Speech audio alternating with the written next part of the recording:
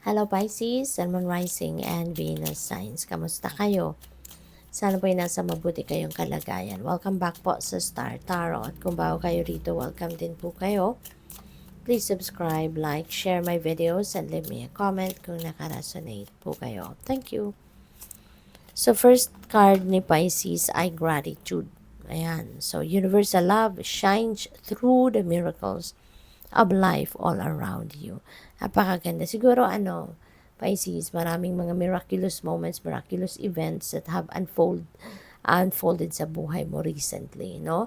At lahat ng yan, no? That those are biyaya. Those are blessings sa inyo. Kaya huwag kayong makakalimot, no? Huwag kayong makakalimot na magpasalamat. Anything, no? Maliit man o malaking bagay, bongga man or simpleng bagay, always feel grateful at lagi kayong magdadasal ng pagpapasalamat sa lahat ng mga biyayang yan. Kasi the more na nagpapakita tayo sa universe na marunong tayong mag-acknowledge ng mga biyaya, marunong tayong magpasalamat sa mga biyayang pinapadala niya sa atin, mas marami pa siyang ibibigay sa iyo.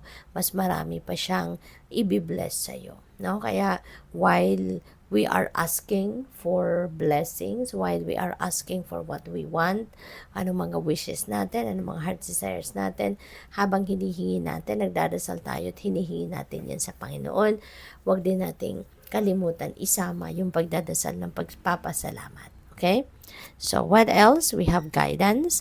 You are not alone. You are guided by masters and teachers of the highest realm. Okay? Hindi ka nag-iisa. Always remember that, no? Kung ikaw man ay mag-isa dito sa physical realm, sa sa ang tawag dito, sa spirit realm, you're never alone. Nandiyan dyan ang Panginoon, nandiyan dyan ang mga spirit guides mo, nandiyan dyan yung mga angels mo, ancestors mo, loved ones and spirit. Nandiyan sila. Now, they are just a prayer away. If you want to feel their presence, no, just pray. Okay? They are just a prayer away. At mararamdaman mo na nandiyan sila. Lagi kanya nilang ginagabayan, binabantayan, ginagwardyahan, even if you don't see them. So we have patience, be patient, and allow destiny to unfold at its own pace. So matuto din kayong magpasensya, wag nagmamadali, okay? Kasi kahit ano man gawin natin pagmamadali, if it's not meant to happen yet, it won't happen anyways. So sayang lang ng effort mo, sayang lang ng pag-i-stress out sa sarili mo, sayang lang no ng energy mo, 'di ba? Kaya learn to be patient and learn to surrender. 'Di ba? All your concerns, all your dreams, your kung ano pa, no? Ang mga pangarap mo, mga minimithi mo sa buhay, just surrender them to God. Kasi anyway, 'di ba? Mas mabuting mag-surrender tayo, mas mabuting we just go with the flow.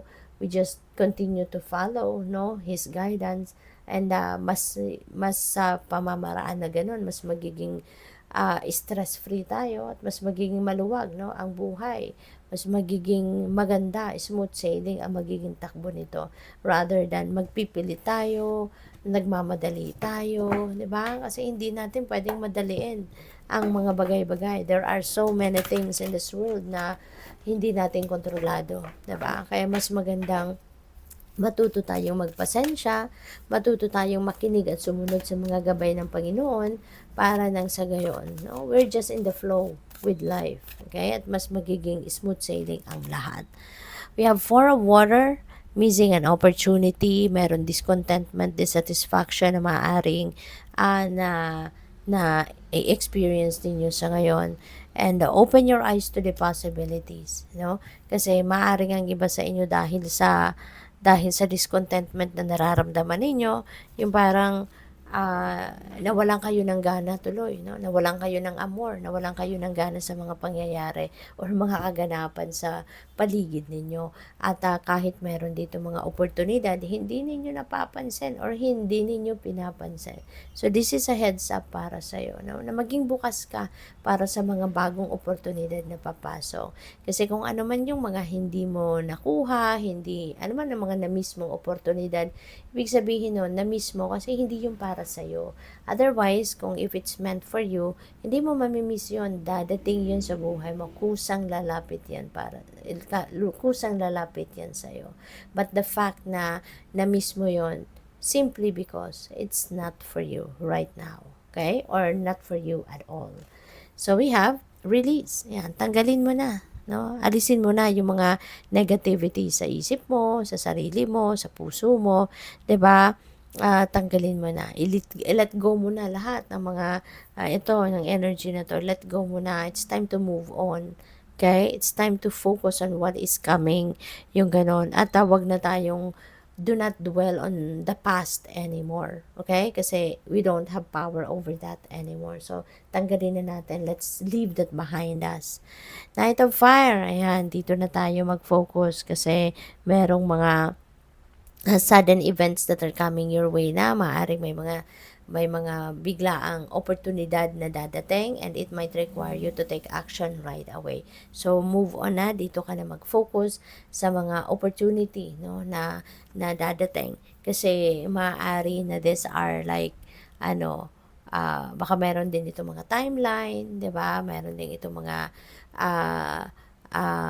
tawag dito, may mga requirement, no? Ito para sa iyo na kunyari, pagdating nito kailangan pansinin mo agad. Pagdating nito kailangan mag-take action ka kaagad.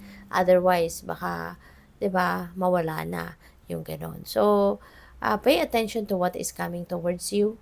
Okay? Pansinin mo yung mga biyayang ito, yung mga opportunities na to. Leave this behind you na, no? Tapos na yan eh.